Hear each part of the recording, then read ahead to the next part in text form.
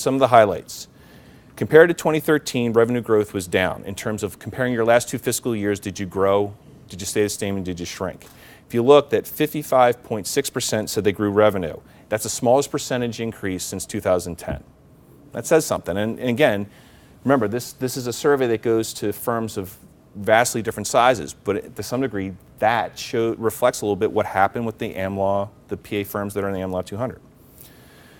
And as you can see, last year, 72.4% said they grew revenue from the prior year. And it's actually, it's fairly down. I mean, it's been, 72, 62, and 70%. Then you go back to 2010, which is 46%. And as you can see, 50% saw net profits increase, which is down sharply from 2013. We had 64.3% said they saw an increase in net profits.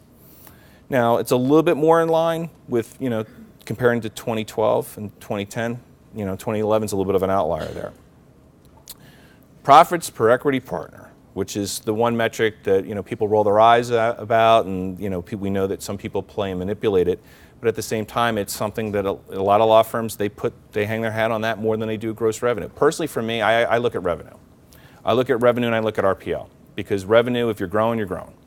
And RPL is showing the productivity of your workforce. PPP to me is something that can be manipulated. But having said that, that's the metric that a lot of people focus on. And that's, interesting enough, that's the one that stayed stable year over year. And if you look at, it's 57.1% said PPP went up. And that's pretty consistent with the last 2 years. 2010 was only the year where we really, and that's maybe one encouraging note about all this. I mean, 2010 was the last time that we didn't see so much revenue growth. That 2010 results showed that, 37% said PPP was down. This year, the fact that it's still up reflects, at least one takeaway from that is that firms, they know how to manage their expenses, they know how to manage their costs, and they're still being efficiently run. I mean, that's one thing, too, I should also point out that, Pennsylvania gets knocked sometimes for not being as, rip-roaring in terms of growth as compared to, say, some of the Wall Street firms. But the one thing that you talk to consultants and law firm leaders from around the country, they will compliment Pennsylvania firms for being fairly efficiently run and pretty well run and stable. Absent one or two in my 20 years here, we haven't had a lot of large law firm implosions. There haven't been a lot. Doesn't mean that they're not going to happen, and I'll touch on that too soon, but that's something to keep in mind. Now, those reporting profits per equity partner being down was also consistent year over year. 17.9% said PPP was down, and that's just similar to last year's results of 17.2%. And then again, one of the things that I'm trying to do over time now that I've been doing this presentation is really kind of give you not just what happened this year, but give you a marker and show you how it's kind of fluctuated and gone up and down over the last several years. But PPP has been, in terms of who's been down, that's actually been fairly consistent, And again, 2010 was the real, reflecting on after 2009, was really the roughest year when 30% said PPP was down. Now, here's the interesting thing, and this is the one that if there's any pause other than the revenue statistic, I would look at this one. And that's that, revenue per lawyer was down year over year in terms of the results. 55.6% said it increased compared to 69% who said it increased in 2013 and the 60% who said it increased in 2012. So that's something to me, look, that's a lot of ways I view that as that's looking at your lawyer productivity and what you're, are you getting bang for the buck, and that's something to keep in mind. Now, in terms of growth, in terms of attorney headcount, attorney headcount was down compared to most recent years. 50% said they grew between slightly and significantly in 2013, and that's versus, and that's versus 2013, who said, 58.1% said they grew. One note on that, a lot of the recent banking surveys have cautioned that the firms that are doing well are keeping headcount manageable. They're keeping it down. And actually, apparently, among the trend among the AmLaw 1 to 50 is their, profits are going up, revenue's going up, productivity's going up, the work's coming in, demand's up, but they've kept headcount down. Again, which to me is also a little counterintuitive because these are some of the largest firms, but it's interesting. So I don't know, in past years, sometimes that's viewed as sort of maybe a slightly cause for concern. Based on the banking surveys, I would view that more as an encouraging sign that the PA firms have got they've got things under control. They're not growing just for the sake of growing. They're getting the work out of the existing people that they have, and they're being smart about it. 17.9% said they shrank. Now that's nearly double from the number in 2013, when only 9.7% said they shrank.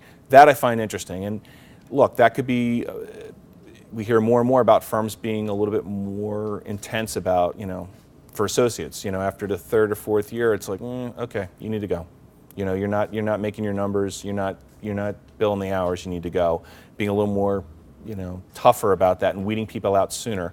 The other thing, and on this, we'll touch on this a little bit later, but also the whole de-equitization thing, or asking older partners or underperforming partners to leave. I mean, that's another thing that's been going on. I mean, I think I may have had this, I may still have this in here somewhere, but consistently a lot of people say that Pennsylvania firms still have too many equity partners and they need to weed them out. Again, looking at the large banking surveys, again among the AmLaw 1 to 50, the ones that are performing the best, take it for whatever it's worth, they apparently are being pretty tough and being pretty consistent about weeding out and de-equitizing partners. They're not waiting around. They're not being gentle. They're not being gentle. Now, in terms of merger activity, those actively seeking merger was higher than the most two recent years. 14.3% of all the Pennsylvania managing partners that we surveyed said they were actually actively looking. And by comparison, only 6.9% said that in 2013. Now, that's in line with 2012's 6.5%, and in 2011 it was 16.7%. The interesting thing about that is, and I was talking actually with Eric Press just yesterday about this. So with this increased stratification, and one of the things that he mentioned is like you could keep going down the line with that in terms of okay, well, large regional firms versus mid-sized regional firms. What's that going to do? To some, you could say that that the greater separation that we're seeing among law firms of varying sizes is going to force people to sort of assess, who are we? What are we looking to do? What are we really looking to accomplish? Are we truly a global firm? Are we truly a national firm?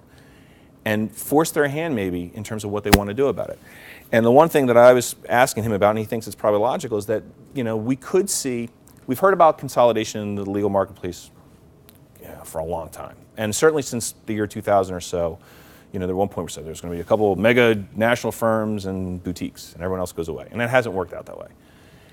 Having said that, I'm wondering if the business pressure and the fact that we're seeing not just this greater stratification, but it seems to be, the banking data seems to suggest that it's accelerating, if that's going to force firms to merge or disband.